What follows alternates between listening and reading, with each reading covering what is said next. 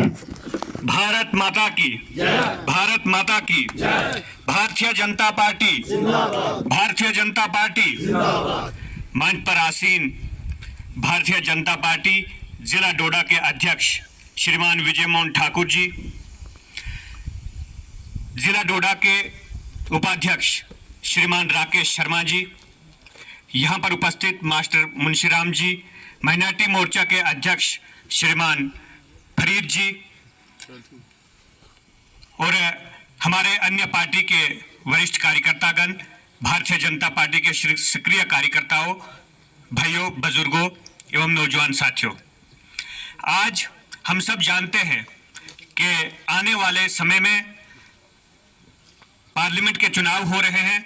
इसलिए जितने भी यहाँ पर वक्ताओं ने बात रखी कि किस प्रकार इन पिछले 5-10 सालों में 2014 के बाद किस प्रकार परिवर्तन आया है, ये हम सब ने यहाँ पर डिटेल से सुना।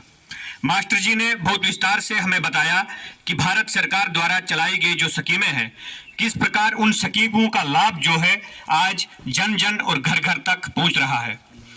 इसके अतिरिक्त हमारे मेंबर ऑफ पार्लियामेंट पीएमओ में मंत्री श्री डॉक्टर जितेंद्र सिंह जी ने जिस प्रकार विकास की गति दी है, यहाँ पर सड़कों का जाल बिछाया, यहाँ पर नेशनल हाईवे, आप शुद्ध महादेव का ये जो टनल है ये यहाँ पर आपके सामने यहाँ पर खुलने वाला है।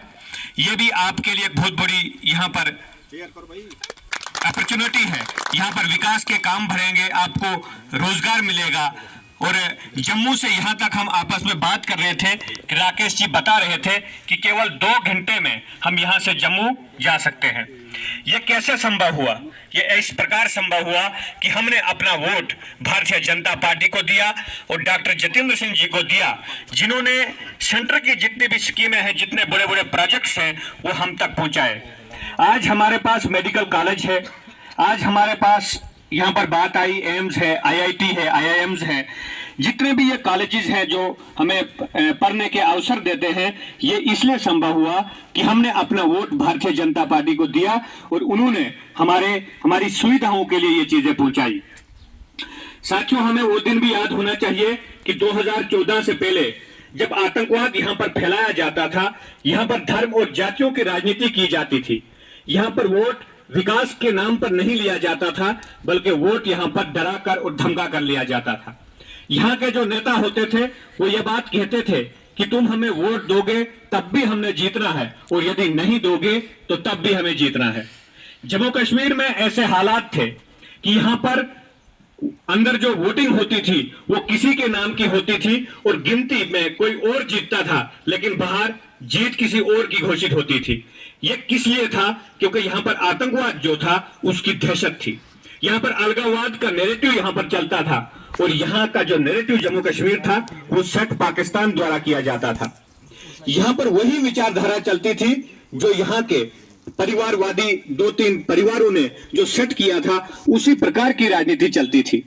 यहाँ पर हिंदू को मुस्लिम से लड़वाना, मुस्लिम को हिंदू से लड़वाना, इसी आधार पर वोट का इस्तेमाल किया जाता था और हमने लगभग 70 साल इसी बुनियाद पर वोट दिया। परंतु 2014 के बाद बहुत तेजी से परिवर्तन आया। हर व्यक्ति को अपना अधिकार मिला और हर व्यक्ति को अपना अधिकार मांगने का भी एक मंच मिला, एक रास्ता मिला कि किस प्रकार हमने अपना अधिकार हासिल करना है। आज यदि 100-100, 200-200 मकान एक पंचायत में बन रहे हैं तो यह कैसे संभव हुआ? आज यदि 6-6 हजार रुपए हर किसान को मिल रहा है, आयुष्मान भारत के अंतर्गत प्रति एक व्यक्ति को 5 लाख का इलाज करने को मिल रहा है, हर प्रकार की सुविधा, मुफ्त राशन मिल रहा है, ये ऐसे संभव हुआ कि भारतीय जनता पार्टी की हमने सरकार बनाई जो आतंकवाद की नीतियों के आधार पर नहीं बल्कि अंतिम व्यक्ति के विकास के आधार पर राजनीति करती है।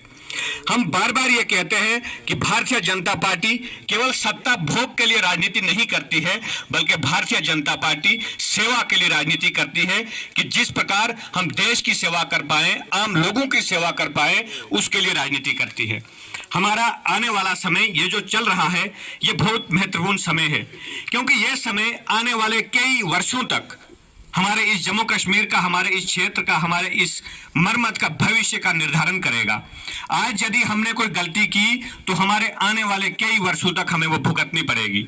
इसलिए हमारा आप सबसे आग्रह है कि हमने भारी मतों से डॉक्टर जितेंद्र सिंह जी को पुनः पार्लियामेंट में भेजना है, जो हमारी सशक्त और मजबूती के साथ वहां पर नुमाइंदगी करते हैं, और उनके ही बदौलत ये विकास की गति जो है वो बढ़ी है।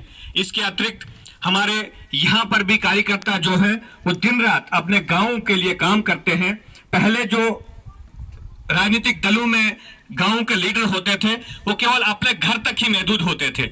मेरे लड़के की नौकरी लगा दो, मेरे घर में बाथरूम बना दो, वहां पर पक्का टाइल लगा दो, तो पूरा गांव जो है वो मैं आपको उनका वोट दिला दूंगा। परंतु आज ऐसा समय नहीं है। आज हमारे कार्यकर्ता को भी ये दिखाना पड़ता है कि मैं यदि गांव के लिए कुछ कर पाऊंगा तभी जाकर मैं भाजपा के किसी लीडर के साथ मिल भी पाऊंगा। हमारे यहाँ पर राकेश जी, मैं आपको भी बधाई देना चाहूंगा और राकेश जी को भी बहुत बहुत बधाई देना चाहूंगा कि इनका कुछ ही दिनों पहले अध्यक्ष जी ने इनको उपाध्यक्ष बनाया है, और ये हमेशा इस इलाके की समस्याओं को उठाते रहते हैं। यहाँ के नौजवानों की, यहाँ के बुजुर्गों की, यहाँ के भाइयों की, यहाँ के गरीब लोगों की आवाज बनकर ये हमेशा हर स्तर पर बोलते रहते हैं कि हमारे क्षेत्र में ये समस्या है, हमारे एरिया में ये समस्या है। इसलिए हम सब ने इकट्ठे होकर एकता के साथ, जिस प्रकार फरीद साहब ने कहा था कि मुट्ठी बंद करके एक साथ होकर चलना है, जब हमारी मुट्ठी बंद होगी तो हमारी हर समस्या का समाधान होगा और हम भाजपा को भी मजबूत करेंगे। यही हम सब के लिए फायदा भी है, हम सब के लिए अच्छा भी है, और आने वाले समय के लिए भी यही फायदा है। मैं इतना ही कहते हुए आप सभी से पुनः आग्रह करता हूं कि आने वाले जो ये दिन है उन्हें हम दिन रात मेहनत करें, भाजपा को ज्यादा से ज्यादा वोट दिलाने का प्रयास करें, लोगों के साथ संपर्क करें। इसी आग्रह और इसी निवेदन के साथ आप सभी का बहुत बहुत धन्यवाद। जय हिंद, जय भारत।